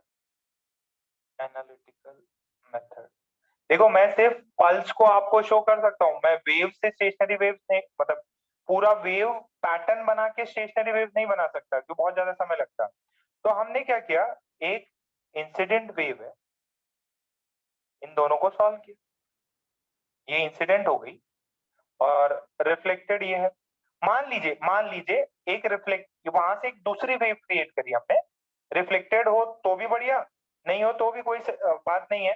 हमारे पास में ये चीज आई ए साइन के एक्स, देखो अपोजिट डायरेक्शन, सेम फ्रीक्वेंसी, और लेट से इनके बीच में फेज डिफरेंस क्या है, फेज डिफरेंस 0 है। ठीक है, इनके बीच में कोई भी फेज डिफरेंस नहीं, phase difference is 0 for example. देखो यहाँ पे फेज डिफरेंस कितना लिया था हमने, यहाँ पे फेज डिफरेंस लिया था पाई। तो फर्स्ट में मेरे को क्या मिला, यहाँ माइनस ए साइन के एक्स, यहाँ पे भी माइनस ए साइन के एक्स। तो समय 0 पे ये वेव पैटर्न कैसा आया, ऐसा इन्वर्टेड, यहाँ से स्टार्ट कैसा हुआ, इन्वर्टेड। अच्छा अब यहाँ देखना, दूसरी तरफ देखना, अगर मैं t0 लू, टाइम 0 लू, तो ये हो जाएगा a साइन के एक्स, ये भी हो जाएगा a साइन के एक्स। तो दोनों का नेट क्या आएगा, 2a साइन के एक्स। तो y नेट अपन निकाल लेते हैं, y1 प्लस y2। तो कितना आ जाएगा, a कॉमन ले लीजिए, साइन के x minus omega T plus sign के एक्स। अपनी लाइफ अपन ने सिंपल करने के लिए ये किया है ताकि इजीली सॉल्व हो जाए। इसका एक्सपेंशन कितना होता है, साइन के एक्स कॉस ओमेगा टी, यहाँ पे क्या आता है, प्लस आता है कि माइनस, यहाँ पे आदित्य इसके बाद क्या आएगा, नहीं पता, आदित्य तो रिस्पॉन्ड ही नहीं कर रहा। ये हो गया, फिर इसका देख लेते हैं, साइन के x cos omega T plus cos के एक्स साइन ओमेगा टी। कुछ कट गया क्या,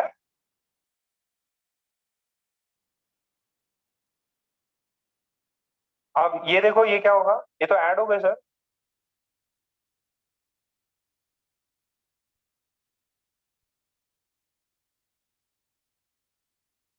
ओ भाई साहब मिल गया, y net is 2a sin k x cos omega t। ये है स्टेशनरी वेव का equation. This is standing waves और स्टेशनरी। ये है इक्वेशन। अगर मेरा y1 y2 या yi और yr और I ये ऐसे फॉर्म के हैं, तो this is my stationary wave का equation, this is my stationary wave का इक्वेशन। छाप लो, this is equation of stationary wave, equation of stationary wave और स्टैंडिंग वेव। स्टैंडिंग वेव बोलो या स्टेशनरी वेव बोलो, मैंने इन दोनों के बीच में क्या लिया है, फेज डिफरेंस 0 लिया है। अगर फेज डिफरेंस कुछ अलग होगा तो मे बी ये साइन का कॉस में कन्वर्ट हो सकता है, कॉस का, बट आपको बस ये याद रखना है। देखो साइन और कॉस एक दूसरे से क्या है, मल्टीप्लाइड है। साइन के अंदर आ रहा kx, कॉस के अंदर आ रहा ओमेगा टी। छापो छापो फटाफट छापो।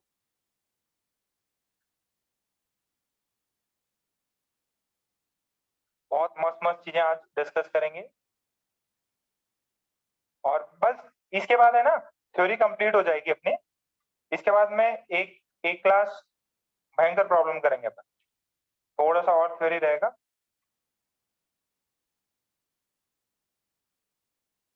देखो जो भी वीडियो का मैं एक बार अरेंज करके देखता हूँ, वहां पे जैसे भी होगा मैं आपको शाम तक इन्फॉर्म कर दूंगा।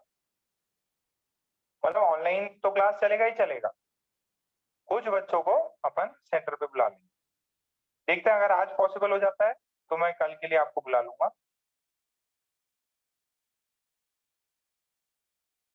कितना, कब लास्ट अपन फेब में मिले थे? जून हो गया, जून भी खत्म हो रहा। This is the equation of stationary wave और स्टैंडिंग वेव।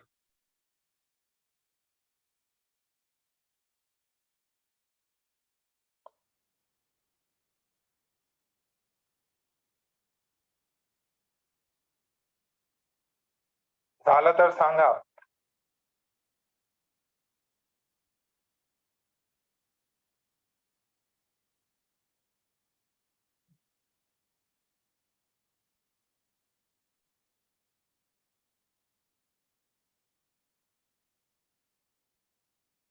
मल्हार का हो गया, प्रियांशु,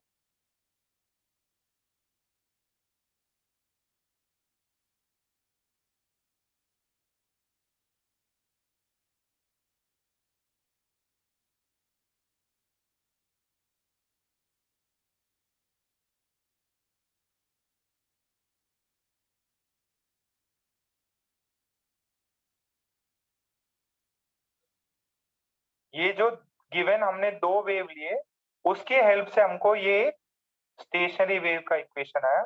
ये देखो, ये this is time dependent, this is time dependent path, this is position dependent path. ठीक है, ये पार्ट ये सिर्फ और सिर्फ पोजीशन पे डिपेंड करता है, ये टाइम से वेरी करता है। तो ये जो है ना बेटा, ये वाला ये क्या हो गया, ये एम्पलीट्यूड हो गया।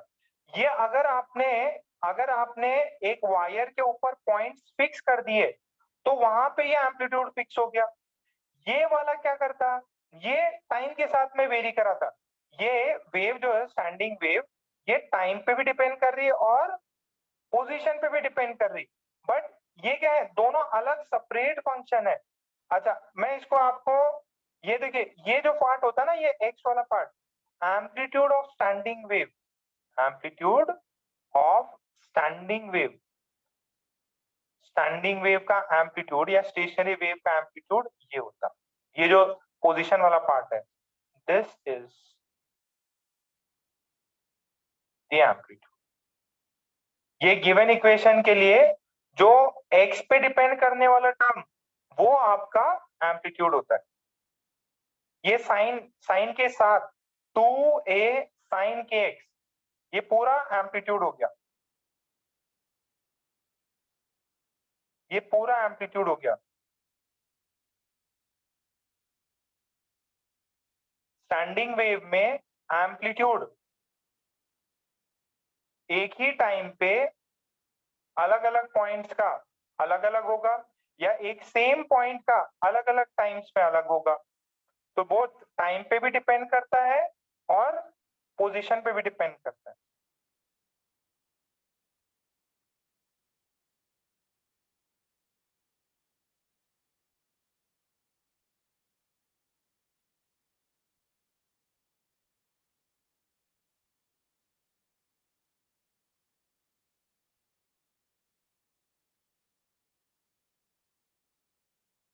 हो गया क्या?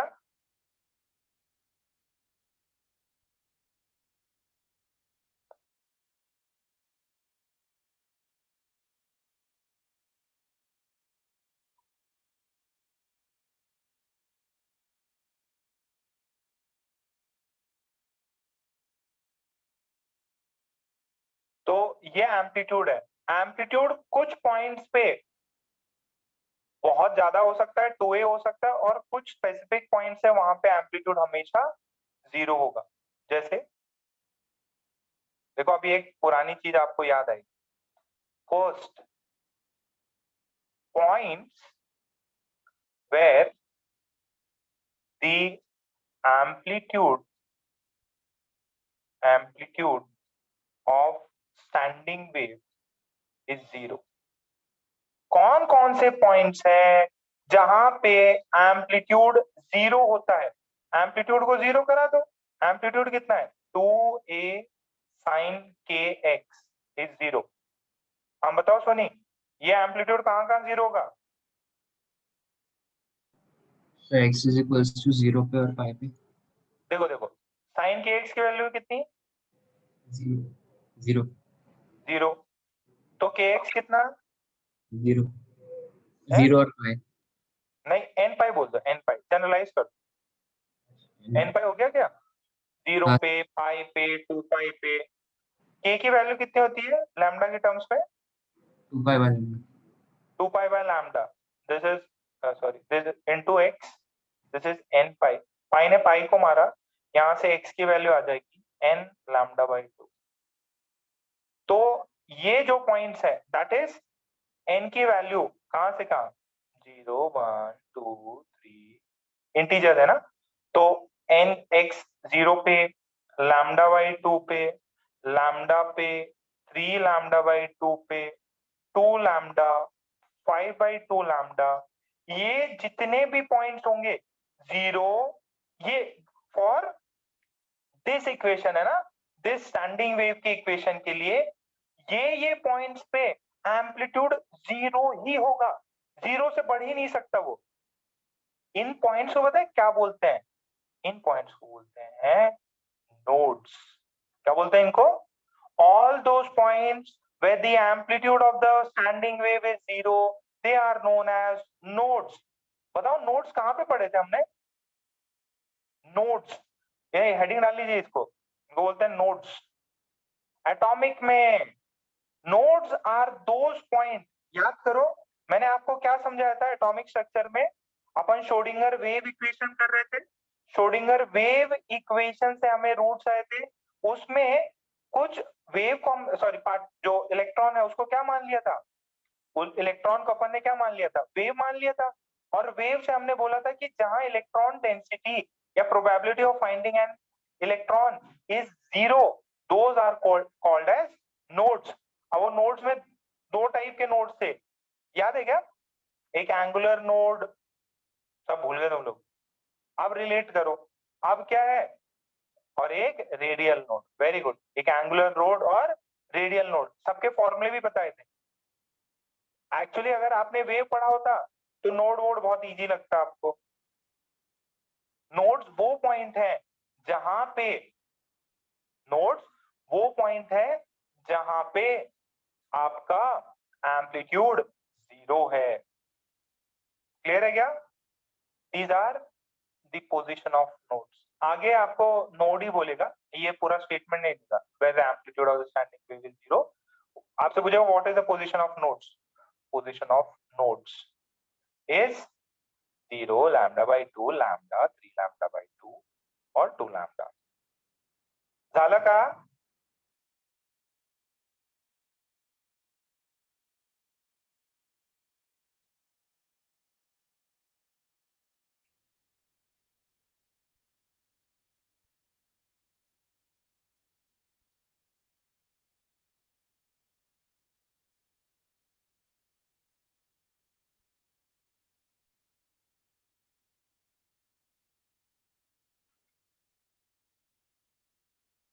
These are nodes। Schrodinger wave equation याद है क्या?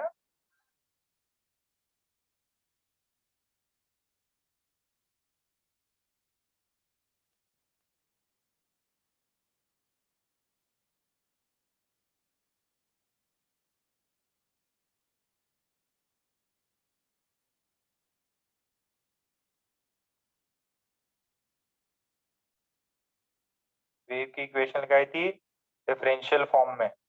अगर एसएचएम देखो तो थोड़ा बहुत समझ में आएगा आपको, गंदी सी इक्वेशन थी। ओके, नेक्स्ट नेक्स्ट है, या पहले डायग्राम बना दो। ये देखो, आपने जो गिटार है, या आप अभी जस्ट थोड़ी देर पहले मैंने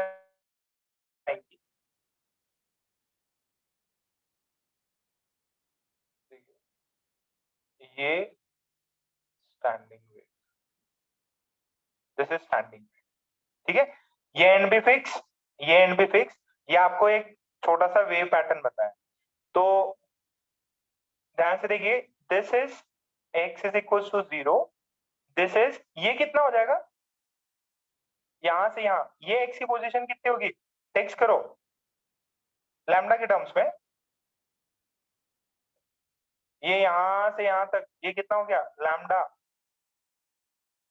तो देखो ये पॉइंट हमेशा जीरो ही एम्पलीट्यूड रहने वाला है, इस पॉइंट का भी हमेशा जीरो ही एम्पलीट्यूड रहने वाला है, ये जो पॉइंट है ये भी नोड है, ये भी यहीं पे जीरो रहेगा, ये कभी लाइफ में कितना भी टाइम निकाल दो, अरे टाइम कुछ भी चेंज करो, आप इसका टाइम कुछ भी चेंज करो, अगर x की वैल्यू जीरो है तो ये कभी जीरो से बढ़ ही नहीं सकता, अरे x की वैल्यू लैम्डा है तो इसका एम्पलीट्यूड कभी जीरो से ज्यादा हो ही नहीं सकता।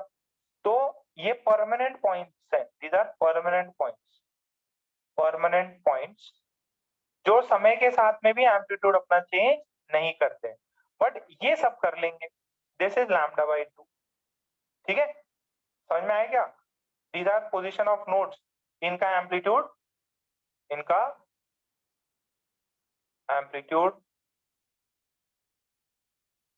हमेशा जीरो रहेगा, इनका एम्पलीट्यूड हमेशा जीरो रहेगा, क्लियर।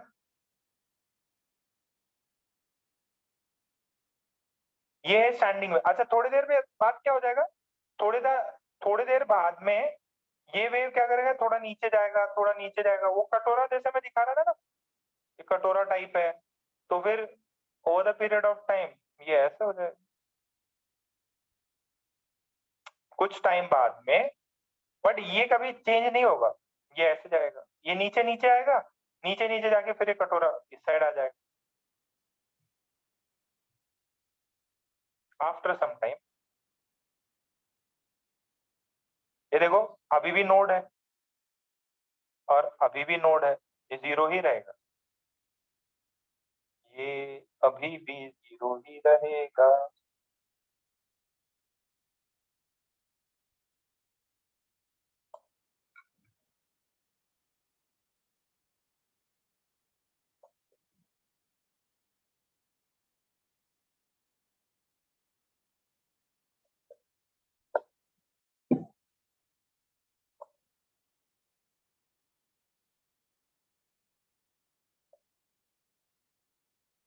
हुआ क्या,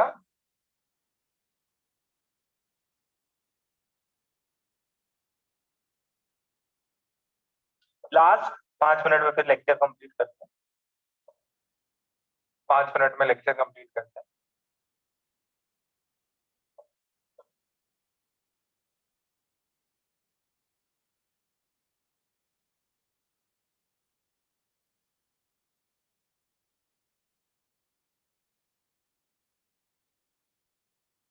हो गया तो डन लिखो,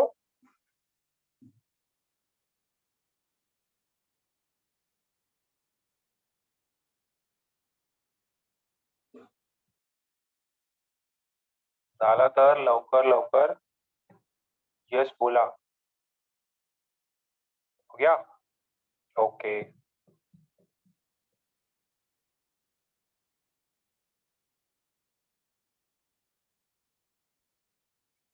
अब नेक्स्ट है पोजीशन ऑफ एंटी नोड्स, जहां पे एम्पलीट्यूड मैक्सिमम होगा, ठीक है, position where amplitude is maximum, ठीक है, क्या होना चाहिए 2a sin kx, this should be plus और माइनस 2a, ये मैक्सिमम एम्पलीट्यूड कितना हो सकता है 2a, प्लस और माइनस दोनों चलेगा, क्यों, नीचे की तरफ एम्पलीट्यूड ऊपर की तरफ एम्पलीट्यूड, तो यहां से कितना आया sin kx की वैल्यू प्लस माइनस 1, kx की वैल्यू कितनी होगी, हाँ भाई कौन बताएगा, kx की वैल्यू अमोक तो है नहीं, देवांश, सर 90 and 270 डिग्री। तो अब जनरलाइज करो, generalise 2n plus 1 pi by 2. 2n plus 1 pi by 2, ठीक है। सो इसको लिख देंगे 2 पाई बाई लैम्डा, इसको हो जाएगा 2n plus 1 पाई बाई 2, पाई ने पाई को मार दिया, इसने इसको मार दिया, कितना बना, x is 2n plus 1 lambda by 4।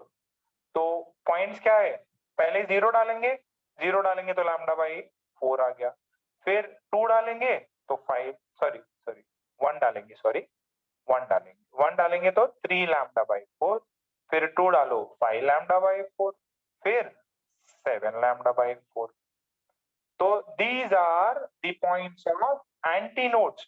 Antinodes वो हैं जहां पे एम्पलीट्यूड मैक्सिमम होगा, जहां पे एम्पलीट्यूड मैक्सिमम होगा। जैसे जैसे ये देखो, ये नोड, ये 0, ये लैम्डा बाई 2, तो एंटी नोड किधर होगा सर, लैम्डा बाई 4, यानी कि इसके बीचों बीच लैम्डा बाई 4। मैक्सिमम एम्पलीट्यूड इसी पॉइंट का हो सकता है, और वो मैक्सिमम वैल्यू कितनी हो सकती, 2a, नीचे की तरफ -2, यही पॉइंट देखो नीचे जा रहा, यही पॉइंट नीचे जा रहा, दिस इज -2 है।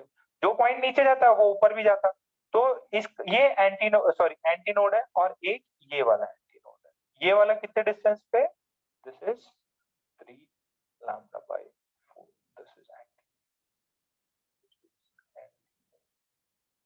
ये कितना है एंटीनोड, ये वाला भी एंटीनोड। क्या मेरी बात क्लियर है आपको, दिस इज एंटीनोड।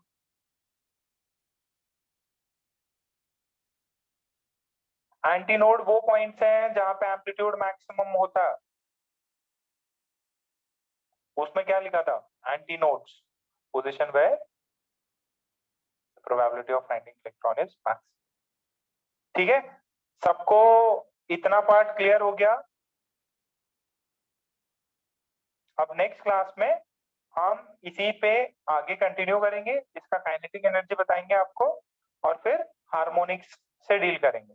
ठीक है, स्टैंडिंग वेव्स के वीडियो मिलते हैं तो यूट्यूब पे देखें और शेयर करें। स्टैंडिंग वेव, गिटार के भी अपन कॉन्सेप्ट अभी करेंगे। ठीक है, आई होप आज का समझ में आया। समझ में आ गया तो व्हाट्सएप कर दो, समझ में आ गया तो व्हाट्सएप करो, और फिर आप सर की क्लास अटेंड करें। ठीक है, आज का यहीं पे समाप्त।